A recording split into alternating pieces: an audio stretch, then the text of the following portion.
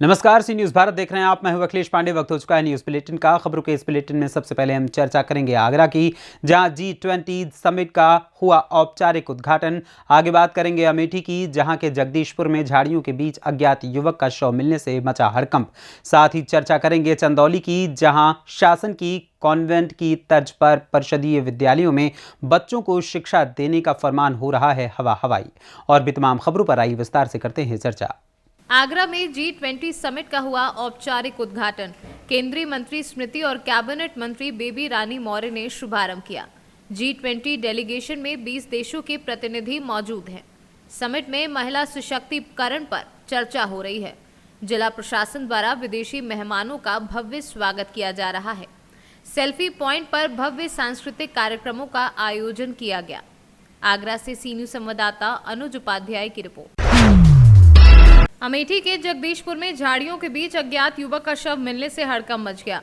ग्रामीणों की सूचना के बाद मौके पर पहुंची पुलिस ने शव को कब्जे में लेकर पोस्टमार्टम के लिए भेज मामले की जांच शुरू कर दी। शव पर चोट के गंभीर निशान भी मौजूद हैं। अमेठी से सी न्यूज़ संवाददाता आशुतोष शुक्ला की रिपोर्ट।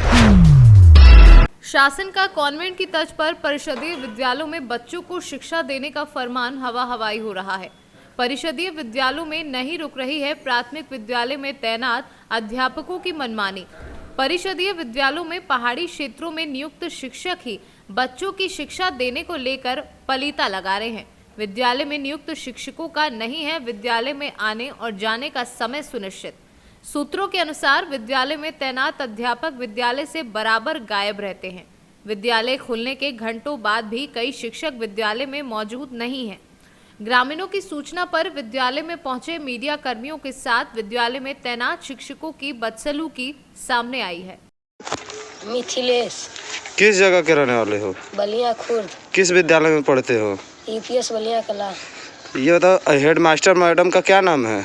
उर्सिया मैम। इस समय कितना बज रहा है? 9:07। विद्यालय पे कौन कौन आया है? अभी कोई मधु आई है, दिव्यानी, हम, चंदन। अच्छा, और मास्टर लोग कोई अध्यापक लोग कोई नहीं आया है? चलो मैडम, अपना नाम और परिचय बताइए। सर मेरा नाम पोर्शिया है, इंचार्ज अध्यापिका उच्च प्राथमिक विद्यालय बलिया कला चिके चंदौली। मैडम, इसमें आपके विद्यालय में जो है कि विद्यालय खुलने का समय कब से कब है? सर 8:30 से 3 है विद्यालय। मैडम, आज कितने बजे विद्यालय खुला है? सर विद्यालय तो प्रतिदिन 8:30 बजे ही खुलता है और 3 बजे क्लोज होता है। अगर मान लो मुझे काम करते हुए आज कुछ बच्चों को पढ़ाते समय लेट हो गया तो 3:30-4 तो हम लोग अपना मर्जी है कि हम कब तक पढ़ाते हैं। मैडम, आज सूचना मिला है कि आपके जो भी विद्यालय में अध्यापक हैं वो लोग 9:15 के बाद जो है कि एक अध्यापक 9:17 पे एक अध्यापक केवल आए हैं। इस पर क्या कहना चाहती हैं? हो सकता है उनको कोई प्रॉब्लम रही होगी, इस वजह से रास्ते में जाम होता है या कुछ भी हुआ होगा उनके साथ। अब तो उनसे मुझे पूछने में पता चलेगा क्या हुआ था, पर ऐसा नहीं होता है। आज हो गया होगा या कभी कभी हो ही जाता है, ऐसा नहीं कहती कि। आपके विद्यालय में कितने अध्यापक हैं? सर मेरे विद्यालय में हम 3 तो सहायक अध्यापक हैं, 2 अनुदेशक हैं। अच्छा, 9:17 पर केवल एक अध्यापक आए थे, उसके बाद और अध्यापक आए हैं, इस पर आप क्या कहना चाहते हैं? मैं बिल्कुल ख्याल रखूँगी कि सारे स्टाफ जो है समय से ही आए और मैं उनकी क्लास लूँगी अभी, क्योंकि अगर आप बता रहे हैं तो ये सच है ना। और आगे से आइंदा ऐसा कभी नहीं होगा, सभी लोग समय ही आएंगे और सब जो उनका कार्य है पढ़ाने का लिखाने का उसके दायित्व को पूरा करेंगे। एक वीडियो वायरल हुआ था मैडम कि बच्चे के हाथ में कलम की जगह जो है कि झाड़ू लेकर जो है कि विद्यालय साफ किया जा रहा था। इस मामले में आप क्या कहना चाहेंगे? विद्यालय कभी भी बच्चे नहीं साफ करते हैं और हमेशा यहाँ सफाई कर्मी आते हैं, सफाई कर्मी है, रसोइयाँ हैं, कोई भी कर सकता है। लेकिन मे भी कुछ ऐसा गिर गया होगा जो बच्चे ने झाड़ू लगा के साफ कर दिया होगा, ये हुआ हो सकता है।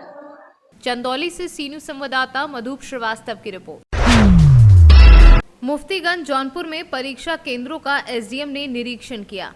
आगामी बोर्ड परीक्षा के मद्देनजर मुफ्तीगंज ब्लॉक के परीक्षा केंद्रों का एसडीएम केराकत नेहा मिश्रा व खंड शिक्षा अधिकारी नीरज श्रीवास्तव ने Naldev Kuldev intermediate college Belav, Sitaram inter college Hanuwadi, Jairam inter college Murtaza आदि सभी परीक्षा केंद्रों में प्रश्न पत्र रखे जाने हेतु स्ट्रांग रूम और डबल लॉक की व्यवस्था और सभी परीक्षा केंद्र में डेस्क बेंच, सीसीटीवी कैमरे और वॉइस रिकॉर्डर की व्यवस्था और शौचालय एवं पीने के पानी की व्यवस्था व अन्य संबंधित व्यवस्थाओं का निरीक्षण कर दिशा निर्देश दिए। जौनपुर से सी न्यूज़ संवाददाता इकरार अहमद की रिपोर्ट। सिद्धार्थनगर जिले के विकास खंड बडरपुर में आवास को लेकर हेरा फेरी की जा रही है। जहां सरकार गरीबों को आवास देने का काम कर रही है, वहीं ग्राम पंचायत बडरपुर नंबर 6 ग्राम सचिव व अन्य जांच अधिकारी के द्वारा पात्र को भी अपात्र करने में लगे हैं। ग्राम सचिव व अन्य जांच अधिकारी ग्राम प्रधान इंजीनियर प्रदीप चौधरी का कहना है कि उन्होंने ग्राम पंचायत में लगभग 90 से 92 आवास का आवेदन दिया था, जिसमें केवल 25 लोगों को पात्र किया गया है। कई ऐसे आवास अपात्र हैं जिसके पास छोटे छोटे बच्चे हैं और उनके पास रहने को नहीं है। अब ग्राम पंचायत में आवास को लेकर क्या मामला है? सबसे पहले मैं बता दूं कि मैं प्रदीप चौधरी, ग्राम प्रधान नंबर 6 विकासखंड बडरपुर सिद्धार्थनगर। पिछले कार्यकाल में भी मैं प्रधान था। पिछले काल 17-18 की सूची में लगभग 90-92 आवास की सूची बना था और 18 से लेकर 2023 में जब जांच हुआ तो इसमें सिर्फ 25 को पात्र किया गया।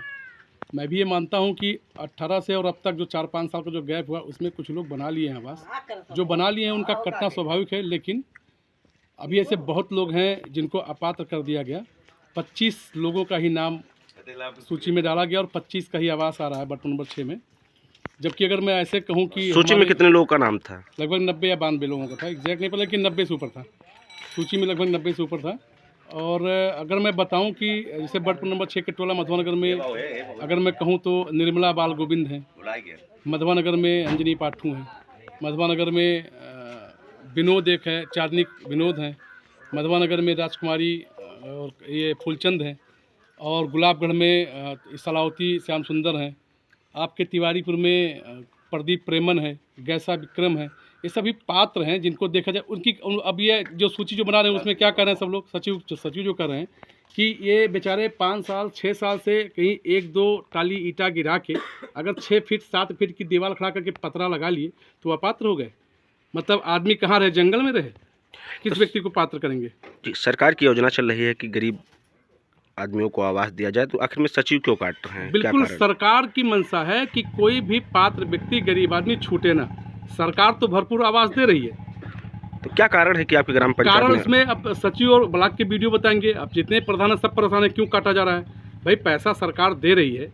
अगर किसी के 4 पुत्र हैं और संजोग से 4 पुत्र में 2 बहुएं आ रही हैं और प्लस माता पिता हैं, उसके पास अगर एक कमरा 10x12 का या 10x16 का एक कमरा है तो 2 बहुएं 2 बेटे और माता पिता कैसे रहेंगे उसमें? कैसे स्वाभाविक है? तो सचिव का कहना है कि 10x12 का कमरा है, आवास नहीं पाएंगे। क्यों नहीं पाएंगे भाई?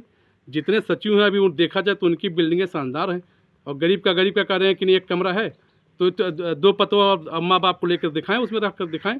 आदमी कहाँ रहे? छप्पर छाए हैं, 3 परिवार छप्पर में रह रहे हैं। एक परिवार का उसमें सामान रख के ताला मारें कि आदमी उसमें सोए। तो कहीं ना कहीं अगर देखा जाए तो ग्राम सचिव जो हैं वो सरकार के मंशा पे पानी फेरने में लगे हुए हैं। हाँ बिल्कुल, हम तो यही कहेंगे। मैं ग्राम प्रधान में ये नहीं कहा कि अगर उनको लाइबिलिटी दिया गया है। अब देखिए जो जांच हुआ हम लोग विरोध कर रहे थे, अब जांच में ठीक है जो सूची आई, अब उसमें जो हम लोग उसका विरोध कर रहे थे तो वीडियो साहब ने हम लोगों को बुलाया। सिद्धार्थनगर से सी न्यूज़ संवाददाता धर्मेंद्र कुमार की रिपोर्ट। खबर यूपी के बलिया से है, जहां फेफना थाना क्षेत्र अंतर्गत खोड़ी पाकड़ गांव में स्थित एक प्राचीन और प्रसिद्ध मंदिर में बीते वर्ष नवंबर 2022 मध्य रात्रि में बहुत कीमती अष्टधातु की मूर्ति चोर ने चुरा ली। थाने पर मंदिर के पुजारी और गांव के लोगों ने इसकी शिकायत की। तत्काल प्रभाव से फेफना पुलिस ने मुकदमा दर्ज कर लिया था। कुछ महीने बाद फेफना थाने के उस समय के प्रभारी का फेफना थाने से ट्रांसफर हो गया। इस बीच नए प्रभारी के रूप में पहुंचे थानाध्यक्ष राकेश रोहन सिंह ने इस चोरी के मामले की कमान संभाली और दिन रात एक कर इस मामले में लगातार फेफना थाना प्रभारी राकेश रोहन सिंह दबिश दी और जांच पड़ताल में जुट गए थे। कई दिन बीत जाने के बाद इसी बीच मुखबिर की सूचना प्राप्त हुई कि चोरी हुई मूर्ति को लेकर एक व्यक्ति फेफना थाना क्षेत्र अंतर्गत देवरिया कला गांव वाले मार्ग पर खड़ा है। इस सूचना पर फेफना थाना प्रभारी ने विश्वास कर तत्काल घेराबंदी कर उस व्यक्ति चोर को पकड़ लिया। पकड़े गए चोर के पास से चोरी हुई एक छोटी मूर्ति पुलिस ने बरामद कर ली है। देखिए, जनपद बलिया में वर्ष 2022 में जितनी भी चोरी की घटनाएं हुई थी, उन सबके लिए हमने एक विशेष अभियान चला करके जनवरी महीने में विशेष सभी थानों में टीमों का गठन किया गया था, जिनको ये टास्किंग दी गई थी कि पिछले वर्ष की जितनी भी चोरी की ऐसी घटनाएं हैं जिनका अभी तक अनावरण नहीं हो पाया, उन पर एक विशेष टीम लगाई जाए जिनका कार्य केवल उन्हीं घटनाओं पर काम करने का होगा। इस क्रम में विभिन्न थाना क्षेत्रों में हमारी विभिन्न टीम्स एक्टिव थी। आप लोगों को बताने में खुशी है मुझे कि हमने सिर्फ जनवरी के महीने में 21 चोरों को गिरफ्तार किया है। लगभग 23 हमने चोरी की बाइकें बरामद की हैं जो वर्ष 2022 की घटनाओं से जुड़ी हैं, और अन्य कई घरों में जो चोरी हुई थी उससे जुड़ा सामान बरामद किया है।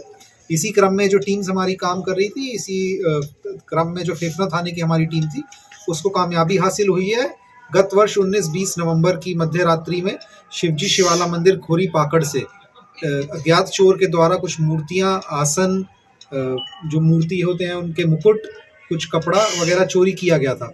इसके क्रम में थाना फेफना पे 295/2022 मुकदमा पंजीकृत किया गया था सुसंगत धाराओं में, और अपराधियों को पकड़ने के लिए लगातार हमारी जो खोज चल रही थी उसमें थाना फेफना पुलिस को कामयाबी हासिल हुई है, और इस मामले का अभियुक्त करण वर्मा पकड़ा गया है, और उसकी निशानदेही पर चोरी की गई विभिन्न जो भी मूर्तियां थी और विभिन्न अन्य मंदिर से जो भी चोरी किया गया सामान था वह सभी सामान बरामद कर लिया गया है। जैसा कि आपके सामने है, इसमें अब तक कुल 8 मूर्तियां बरामद की जा चुकी हैं, 5 आसन बरामद किए जा चुके हैं, 3 मुकुट बरामद किए जा चुके हैं, और जो मंदिर से अन्य सामान चोर के द्वारा चोरी किया गया था वह सब पकड़ा जा चुका है। यह घटना हमारे लिए चैलेंज थी क्योंकि रात्रि के समय जब घटना हुई थी उस समय मंदिर के पुजारी जी मंदिर में ही थे, लेकिन उन्होंने किसी को देखा नहीं था, और इसके अलावा भी कोई और व्यक्ति नहीं था जो कि इसके बारे में हमको बता पाए। सीसीटीवी फुटेज से केवल हमको एक व्यक्ति की पीठ दिख रही थी जो कि सामान को लेकर के जा रहा था, लेकिन उसके चेहरे के बारे में कोई जानकारी नहीं हो रही थी।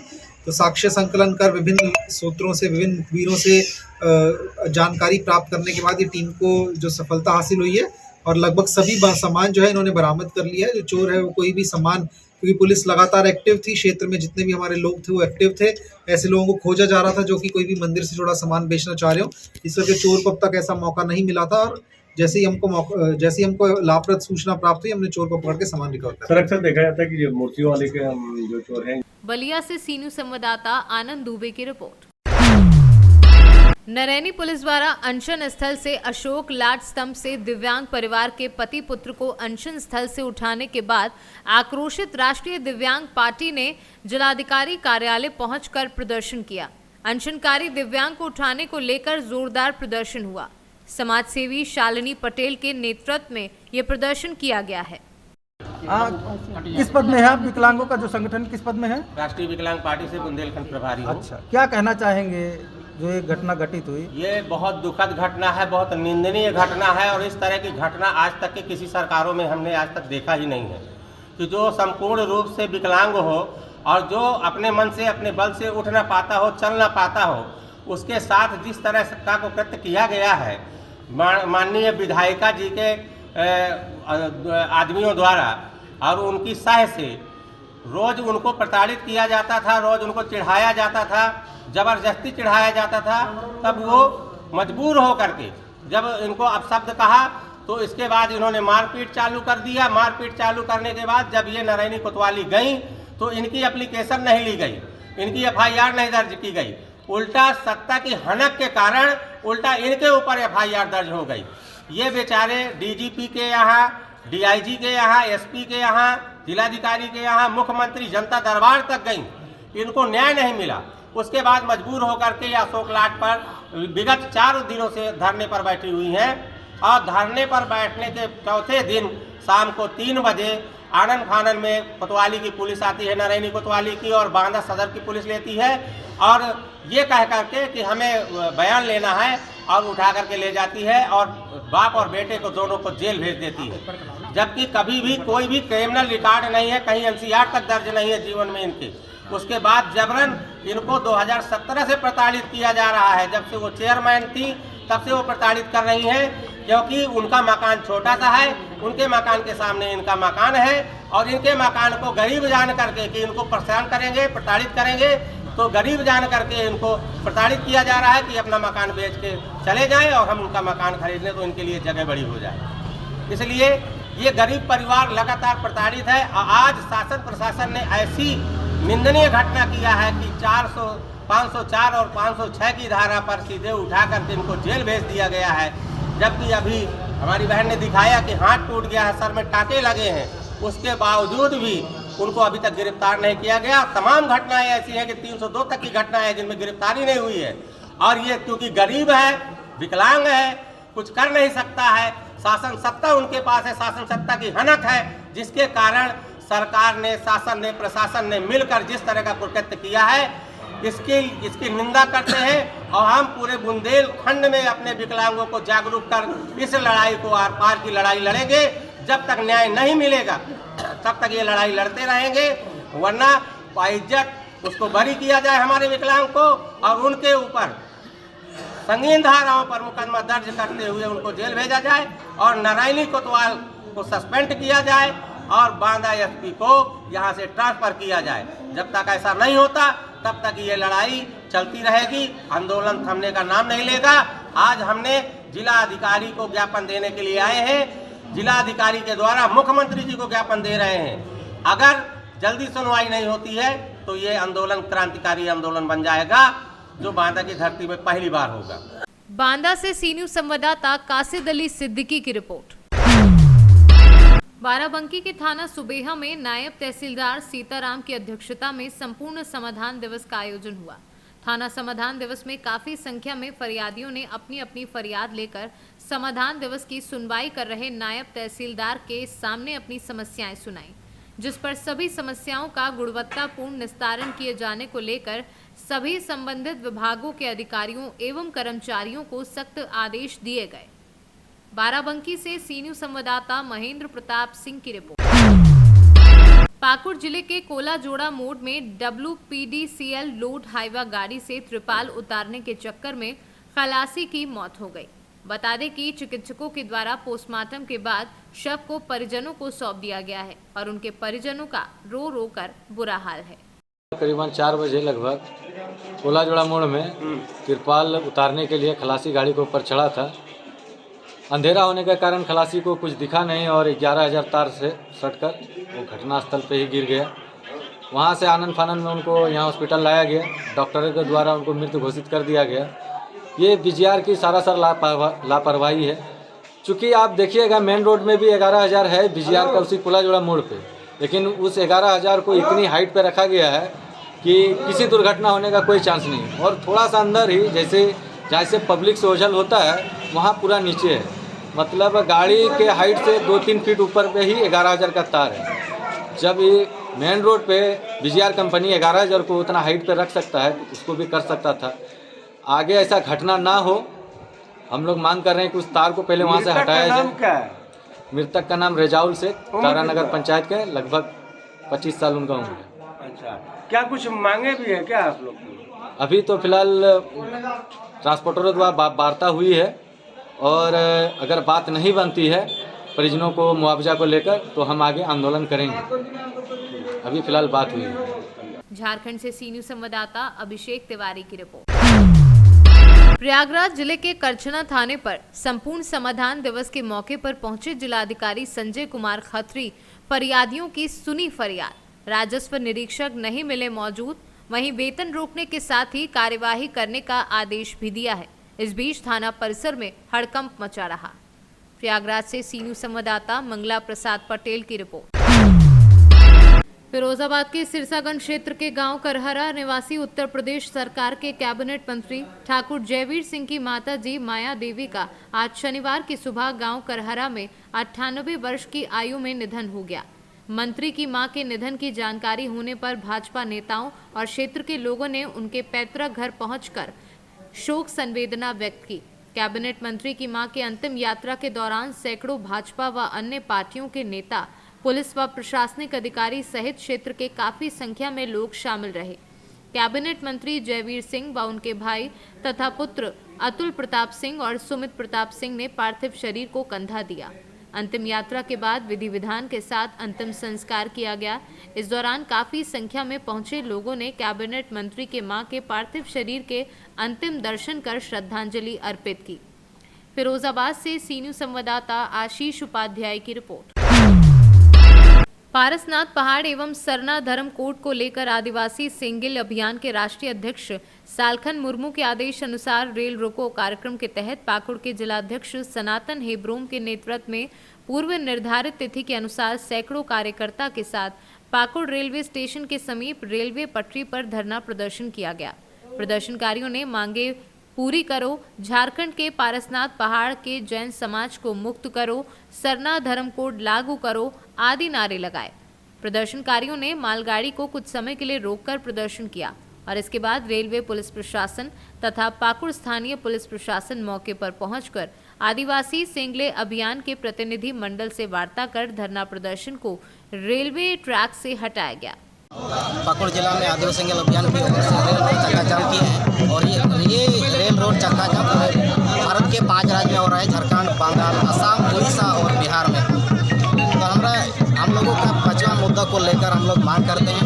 पहला मुद्दा है कि झारखंड के जो गिरिडीह जिला में पारसनाथ पहाड़ है वो आदिवासियों का है और उसमें अभी कब्जा चालू है, तो हम उसका भी विरोध करते हैं।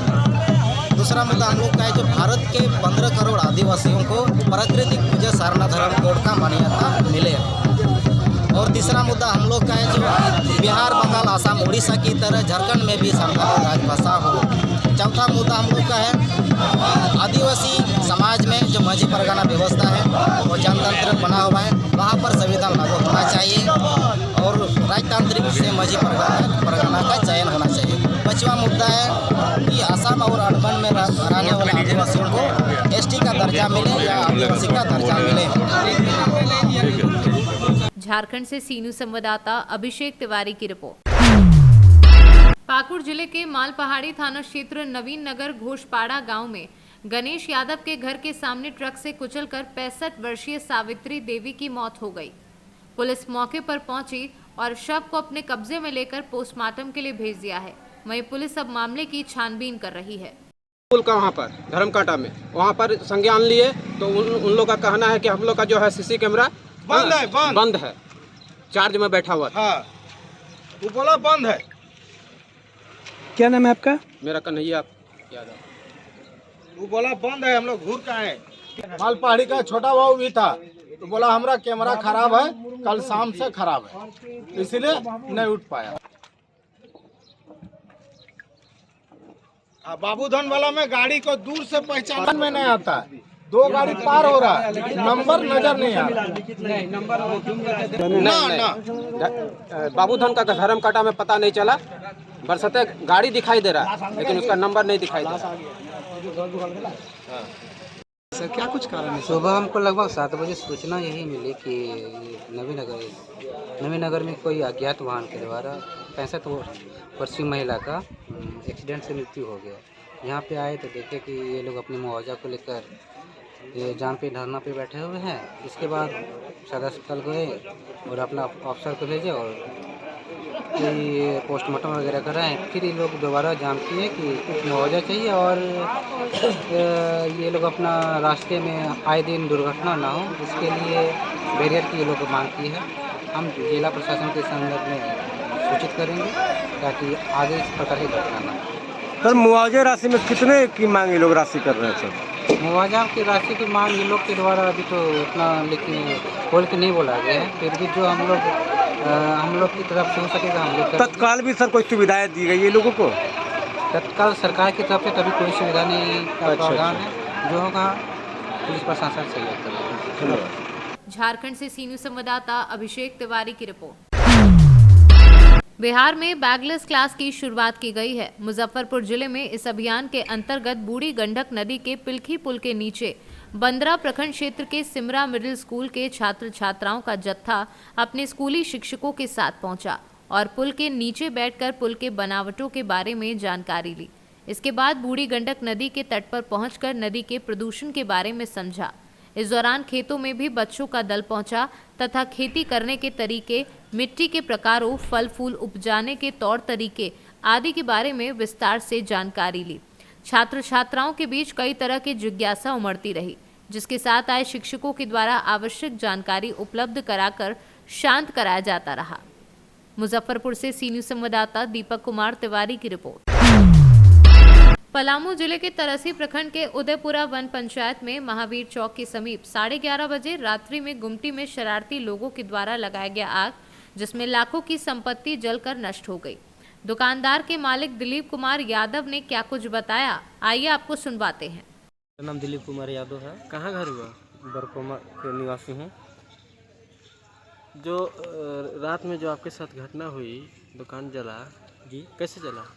जिसमें है कि कार्यक्रम बगल में हो रहा था जोगियादा मंदिर के प्रांगण में। हम लोग कमेटी खुद अपने थे, हम लोग वहाँ कार्यक्रम को संभालने में रह गए और यहाँ कोई व्यक्ति पेट्रोल और ये वाल डाल करके आग लगा दिया। आग लगाने के बाद हम लोग को 5 से 7 मिनट में जानकारी मिला। जानकारी मिलने के बाद हम लोग यहाँ पहुँचे। पहुँचने के बाद आग पूरा फास्ट पकड़ लिया था, जिसको बिताने नहीं पाए, पब्लिक को हटाने में कामयाब रहे। जो प्रोग्राम हो रहा था कमेटी में अध्यक्ष और सचिव का क्या नाम था? अध्यक्ष मैं हूँ, दिलीप कुमार यादव। आप ही थे? हाँ। सचिव अखिलेश कुमार। क्या क्या दुकान में था? दुकान में सामग्री में है सर कि 2011 से हम दुकान यहाँ चला रहे थे, जिसमें आपका ये हो गया किराना सामान रखते थे, तेल मसाला, और कुछ शाम को सिंघाड़ा पकौड़ी भी बनाते थे, चौमिन अंडा बनाते क्या थे। पर बनाते थे? चूल्हा वगैरह था, गैस पर बनता था? हाँ, हल्का फुल्का गैस पर भी काम कर लेते थे। क्या किसी पर शक है क्या? नहीं, किसी पर हमको डाउट नहीं है, किसी से कोई दुश्मनी नहीं है, लेकिन लोग ऐसा नहीं, गलती रहते भर में भी ऐसा किया। लगभग कितना का आपका नुकसान हुआ? इसमें तो बहुत ज़्यादा हो गया है, करीब 11 साल में हमको लगता है कि 2.5 लाख के पार उधार कापी इसमें रखा हुआ था, जो डायरी जो उधार लोगों को दिए हैं, जिसमें इसमें सामान 11,000 रुपया का परसों दिन ही लाए थे। सिलेंडर गैस भी परसों दिन भराए थे। मतलब इसमें लमसम 25-26 हज़ार के सामान दुकान के अंदर पड़ा हुआ था। दुकान चलाते थे, कल सिर्फ दुकान नहीं खोले हैं, इससे पहले दुकान खोले थे, कल नहीं खोले हैं, और फिर सोचे प्रोग्राम के बाद इधर कै बजे से आग लगी थी? ये आपको 11:45 की लमसम हुआ है। 5 से 7 मिनट में हमको जानकारी मिल गया है। जानकारी मिलने के बाद यहाँ आए तो आग जो है सो पूरा तेज़ी से पकड़ लिया था। तो सब फिर पब्लिक को हटाए, साइड किए कि इसमें सिलेंडर है, फटेगा। सब आदमी को हटाए, इसके बाद सिलेंडर फट गया। फटने के बाद किसी को कोई परेशानी नहीं हुई। धन्यवाद। पलामू से सी न्यूज़ संवाददाता सत्येंद्र कुमार, विश्वकर्मा की रिपोर्ट। फिलहाल के लिए इस न्यूज़ बुलेटिन में इतना ही। देश दुनिया की तमाम खबरों के लिए देखते रहें सी न्यूज़ भारत। हर खबर आपके साथ, आपके हाथ।